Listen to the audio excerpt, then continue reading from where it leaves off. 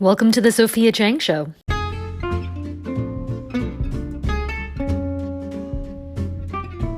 I haven't told a single Hollywood story on this podcast. Number one, because I don't want to sound like a douchebag. But number two, because you guys need to pay for it when I'm writing my memoirs at 50. I kind of wanted to save my best stuff for that. But this one took so long to come full circle that it's just too good. I have to tell it. The Chinese have a phrase called yuanfen, and it is my favorite term. It basically means paths crossing again. Like you have this thing with somebody where you just run into each other over and over. And I love when it's people that like you don't even know. Like some people you have like just a really, they're kindred spirits in your soul group. And sometimes it's just with people that like really random and you're just like, why do I keep running into you? I have a really great 20-year cycle with Dante Bosco. And I wrote about it. I'm going to drop the link in the show notes, the Ballad of Dante Bosco. I wrote an article on Medium about this, and it's really fun. I don't even know if it's over yet for us. Like maybe we'll see each other again when I'm like 60 and he's 70. That would be amazing. So, and if you don't know who Dante Bosco is, like that makes me grit my teeth. All I have to say is 3 syllables, Rufio. Like just go watch Hook. Go get cultured. Go learn something. He's an icon. Him and those double mohawks. He's a Filipino-American icon too. More importantly, Asian pride. Now, obviously, running into people over and over is much more common in the entertainment industry because it's such a tiny, tiny little world. You know how they play 6 Degrees of Separation with like Kevin Bacon? This is more like once you enter the business, it's more like 2 degrees. Like you've either worked with them or you share a manager with them or you've dated somebody who was a co-star with. It's just like I can't turn on the television without seeing somebody that I like dated where I'm just like, no, not your face again. Our story begins in the aughts. I have just moved back from LA back home to New York, which is the reverse migration. Most people, get their chops in New York. And then when they've got a few credits under their belt, they head west for the big bucks. I switched to an agent out in New York. We'll call her N. I'm really great at pseudonyms, aren't I? My first year back, very little is happening. I'm barely getting sent out, which is this stark contrast to LA, where I was going straight to producers by the end of my 3-year stint in the Hollywood scene there. So here, I'm like, finally, after about a year, I'm booking again, and I finally go pro as a dancer at the geriatric age of 24, 25, which is just about the time when dancers start to, contemplate retirement. And in the meantime, in between gigs, I moonlight here and there.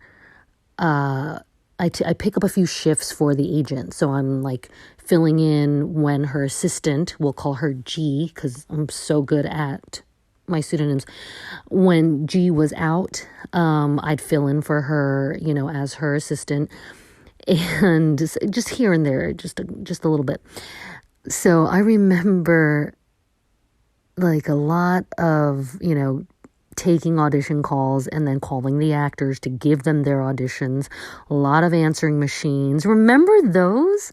I love the aughts, right? It was such a racist, sexist time, which meant that you could say anything went, so for those of us who were semi into comedy at that time, you could just say what you felt in a funny way and not be worried about getting canceled. So you really get to see how the sausage is made when you're working on the agenting side, right? And there's always a couple of darlings in any agency, in any organization. And so there's this one kid, and I say kid because that's what his headshot looks like, even though he turns out he's actually older than me. So there's this one kid that just keeps getting sent out over and over, and he's got this like big shock of like dark bushy hair, and he's supposed to be like this sweetheart and a great singer, and comes from this long line of showbiz people. He's a thoroughbred, and I remember sending him out for the role of Aladdin. We were submitting him for Aladdin, and I don't even know if this is like a touring company at this point. It could have been a cruise ship or Disneyland.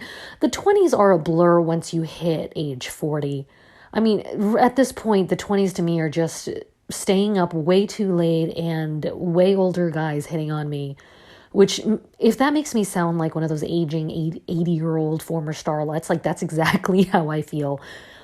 You know when Kate McKinnon does that character on Saturday Night Live, when she's that old-time movie star with the cigarette who is always talking about the casual sexual harassment? Like that was my life, minus the cigarettes and lung cancer.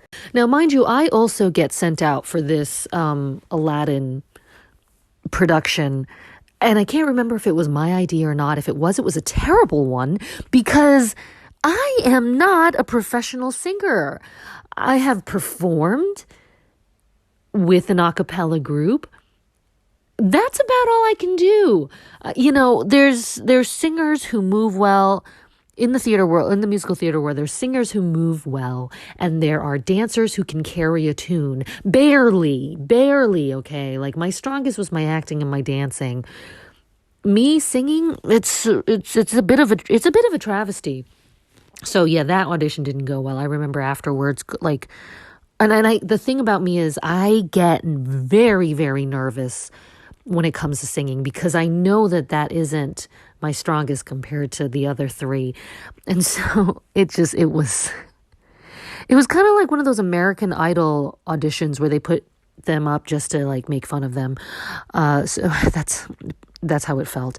I just remember going to Columbus Circle afterwards and like going into one of the cafes, above that Whole Foods, and just like calling my friend and being like, I had the worst audition ever. It was pretty traumatic.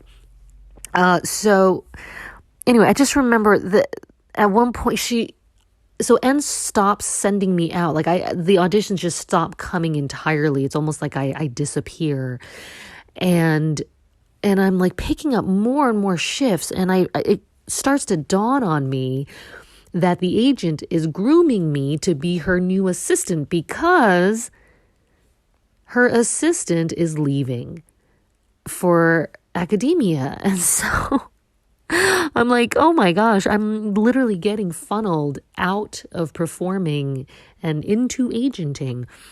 So, I do get the offer to replace her.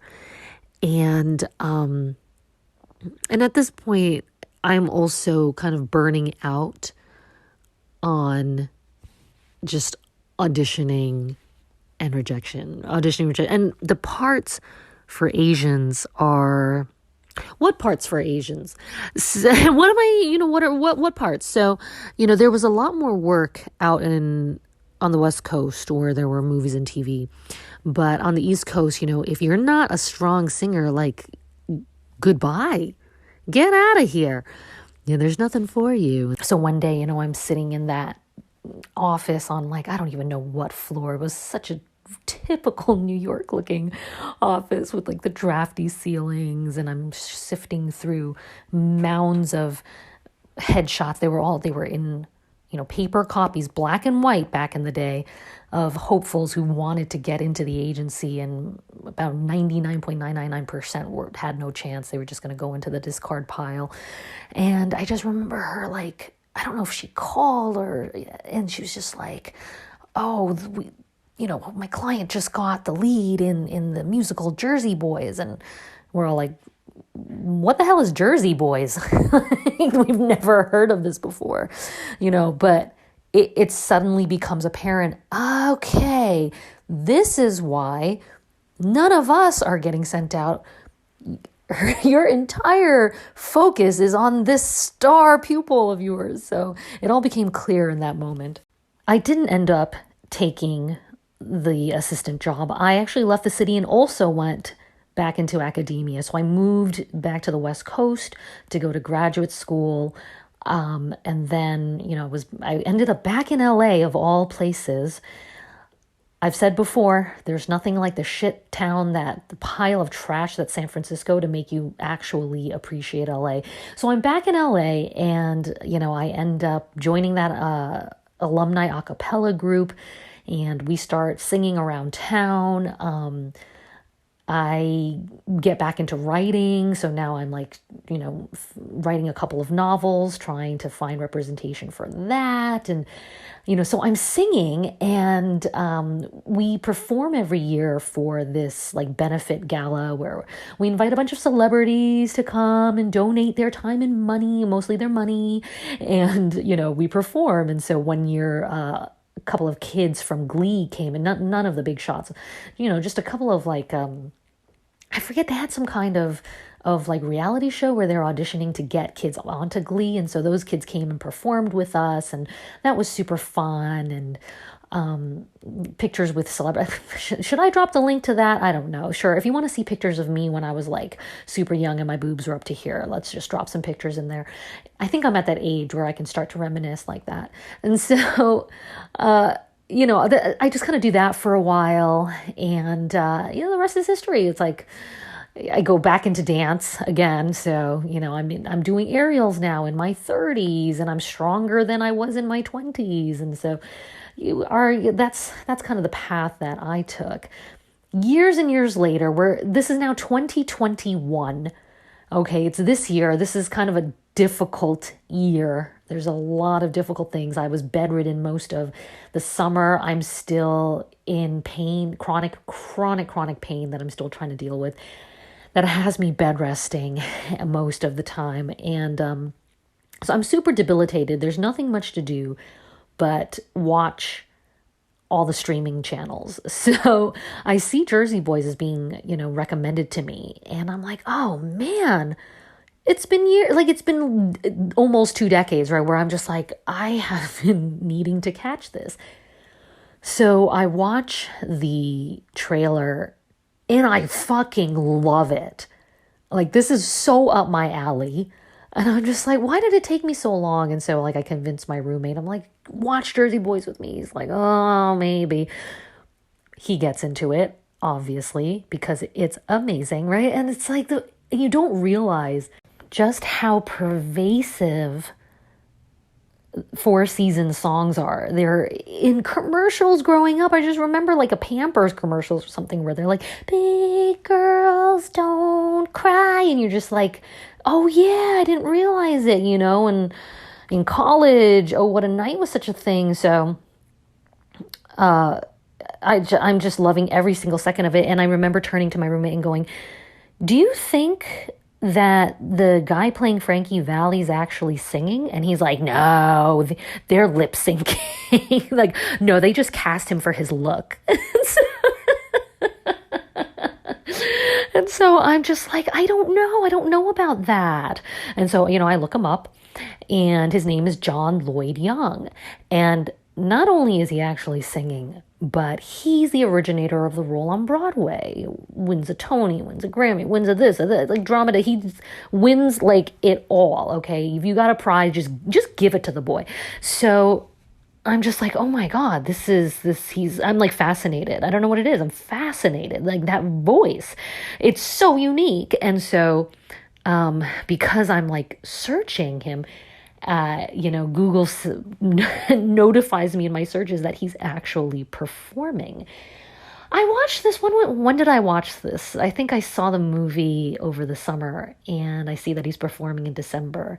So I'm oh my God, we have to go. And at this point, I'm not sure if it's the fall. Has Omicron come out yet? But, the Delta certainly is at a high. Everybody's terrified. Well, at least those of us, Asians who have some sense are terrified. We're not going out. We're not doing nothing. We're not going around having stupid Halloween parties and being idiots like that. we're terrified. But I need to go and see this. Like, I don't know what it is. There's like a compulsion where I need to go see him. And so he's playing at the Samueli Theater down in Segerstrom, down in Costa Mesa in Orange County. And I've been there before. It's a cabaret venue and you can get balcony seats. So you can sit really far away from people. And I'm just like, if we sit like at like the corner table, just like at the very end, there will be no one next to us, and so I'm like, okay, and it's a small theater, there won't be a lot of people, so I'm like, okay, maybe I can convince my roommate that we need to go to this. And so, he's like, I don't want to sit with others. So, I'm literally doing everything I can to go to this show. I'm like calling up friends, like, will you come with us so that we can form a table? And they're like, hell no, I'm not going out in public. Are you crazy? I don't want to die. And here I am. I'm immunocompromised, right? I'm a chemo patient. So I'm like, listen, I get it, but I need to go. I need this. Okay. I haven't left the house in years and I don't leave the house that much anyway, because as if you're a long time listener, when you're disabled, and you're chronically ill, nobody really cares. They want to go out and party. They don't want to take the gimp out. So, I need this. I need to go. And so finally my roommate acquiesces. I get us tickets. We get the very first table on the balcony, super close to the stage. The view is going to be fantastic. And so a couple weeks ago, I went and it was it blew the top off of my head. And so, not only were we super close like we thought we would be, and there was no one near us, and so I felt safe. I mean, we had those special KN95s, I think they're called, super, super high. I don't even know okay, science, no. Me and STEM, we're not friends. So I don't know, but we have the top of the line masks. And we're so close that it's like getting this private serenade. Like he's looking right up at the balcony at me. And let me tell you, this John Lloyd Young, okay, when he looks at you, you cannot look away. Like I've been told that I have the kind of fixative stare where I look deep into your soul. I look right through your soul and you just can't stop. Well, he has it. And so every time he looks up, I'm fixated.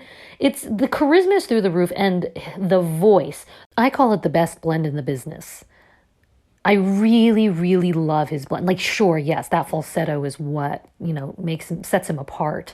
And it's his signature, but it's the blend. When he comes, there's that line in Sherry where after he's running that whole super high falsetto and then he comes down. I feel like I study it. I kind of study it to kind of find my own placement. Not to get too deep in the weeds into singing geekery. So, okay, so we have this wonderful performance, right? And right at the end in the encore during Sherry, he points right at me. And I'm just like, yes! And, we get in the car later and I say to my roommate, oh, it was so lovely. And I just loved that he pointed right at me at the end. And my roommate, the clown, he goes, he wasn't pointing at you. He was pointing at me. You were just standing in the way. So I was like, wow, really? So he was pointing at me to tell me to get out of the way, right? So that he could point at you. And he's like, yeah. He's like, yes, I have it on camera. His finger became a dot. So that means he was pointing at me. So I'm like, you know what? I'm going to review the tape. You sports ball people, you guys are always doing the playback. We're going to look at the playback. So yeah, I need to take this to Twitter. I sent it to a friend and a little shit starter. And she was just I was just who is he pointing at? And she was like, I can't tell. It was me. It was me. He's clowning.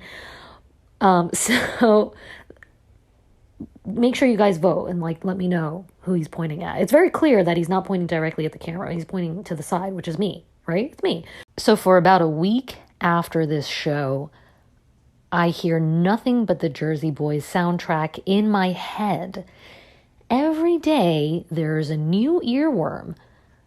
Sometimes it's Walk Like a Man, sometimes it's Working My Way Back to You. Like, I cannot, things happen in my life and I start matching a song from the soundtrack to it. I can't get this. I'm like, what is this? Why am I like, at this point, obsessed? Like, even my roommate's like, okay, the show's over. So finally yesterday, as I'm searching for a YouTube video to send to one of my friends, this is like what my life has become. My life is Jersey Boys right now. I want to find out who is this person that my agent had. I'm assuming it's whoever replaced him as Frankie Valli after the run. And so I'm just like, okay, I start looking it up again, trying to find a cast list of all the Frankie Vallis on Broadway. And but all you see is John Lloyd Young, right? And so I see like the year. I'm reading the wiki again, and I see the year that he debuted the role, and I'm like, wait a minute, those are the years that I was with that agent. And I thought, there's no way. There's no way. I'm still in disbelief at this point. So I need to find hard evidence. So I start looking up my agent and I cannot find her. And I'm like, I'm trying her name, New York City, her name, talent agent, her name, theatrical agent. I cannot find her. I'm like, does this woman not exist? What is going on? Am I in the multiverse? And I suddenly remember that she spells her last name slightly differently than the normal spelling.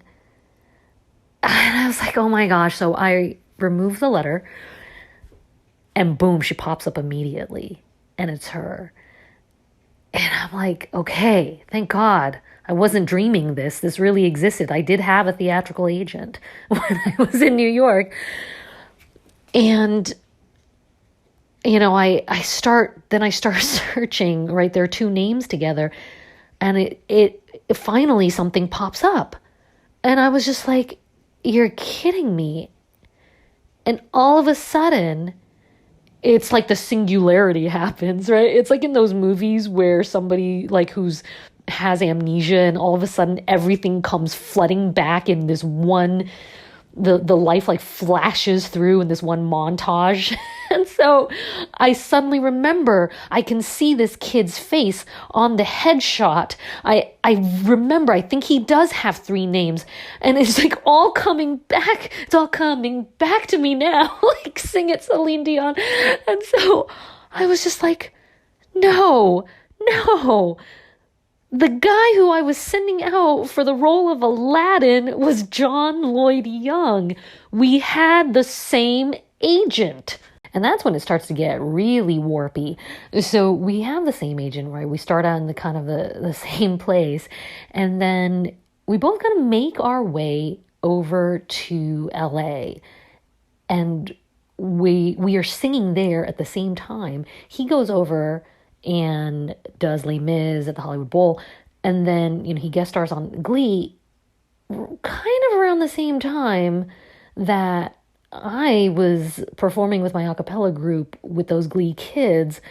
It was just kind of weird. I was just like, okay, this is interesting, and then fine, but then it takes years and years before I finally see the damn movie. And then I get to see him live, and it's like a transcendent experience, only to find out that the kid with the puffy hair who took up our agent's entire time and focus is this guy. And I get it. When you watch him perform, I get it.